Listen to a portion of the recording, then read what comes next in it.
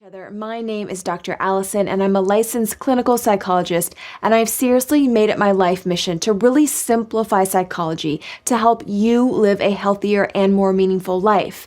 And this video is a little bit of a departure from my normal content, but given what's going on in the world with the coronavirus and how on edge and anxious and fearful people are, I decided to create this video to really help people manage their fear and panic during this time of crisis.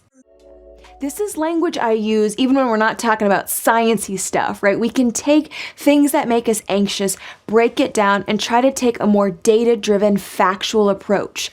Sometimes that's much harder with relationships, but it's actually a little bit easier to do with the coronavirus because we have data, science, numbers, statistics, facts. And if you look at those, it is not nearly as alarming as what you see on Facebook. So I want you to look at the data. Go to some news sources that you trust. I might recommend the CDC as a good place to look at the data. Yes, is this a serious issue? Of course. Is it as catastrophic in numbers as people are making it out to be?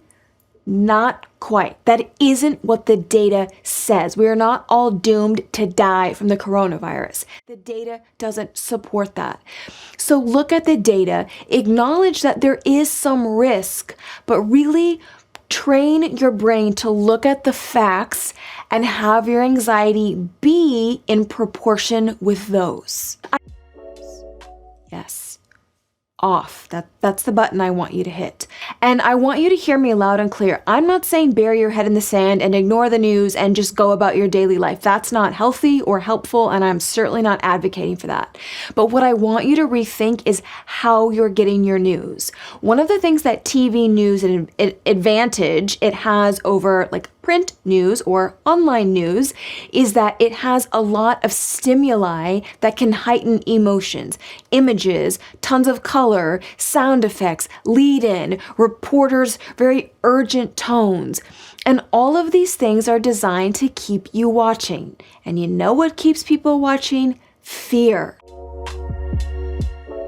Do you remember when you were in school and you would have a test that morning and you'd feel so anxious about the test? However, one of the reasons you felt anxious is because you didn't really study. If I would have been with you, sitting next to you as Dr. Allison back then, and I would have said, okay, in this moment, you don't have test anxiety, you have test didn't preparedness. If you haven't prepared for a test and you're anxious about it, yeah, you're anxious about it because you didn't do your part to prepare.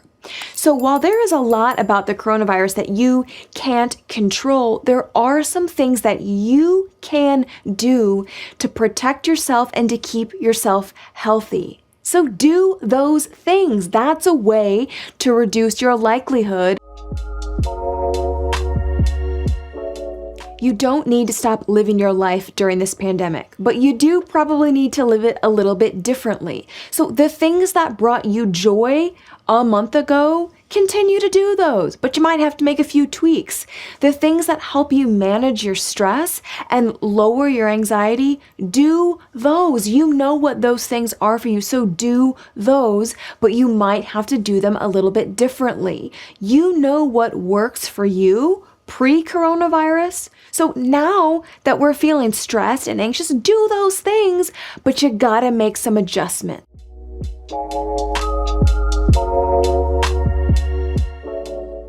Now, my guess is when I said that, your stomach did a little flip-flop, and I get that. As humans, we want to think that we have control over our lives. We want to think that we have control over what happens to us, but that is not entirely true. There is so much about being a human being that is outside of our control. What happens to us, the people we love, what goes on around us, it's not fair, it's not predictable, and we don't have full control. And as humans, we are healthiest when we are living with and thinking the truth. It's very hard to do, but that's the goal, is for our thoughts to be accurate and honest and truthful, because that is going to help our emotions be much more proportionate. The reality is you don't have full control in your life over what happens to you. You got some control. You can do your part, but you don't have full control. Every day when you get into your car, you can do your best to be safe. You can wear your seatbelt, you can drive the speed limit, you can follow all the traffic laws, but you can't control what other people do. You can't control the road conditions or some freak thing that falls on the highway. It's outside of your control. No anxiety at all, but I do want you to do your part in managing your emotions and keeping your stress level proportionate to what's going on. Our lives have to continue even in the presence of this pandemic, and there are some things that you can do to help yourself feel better.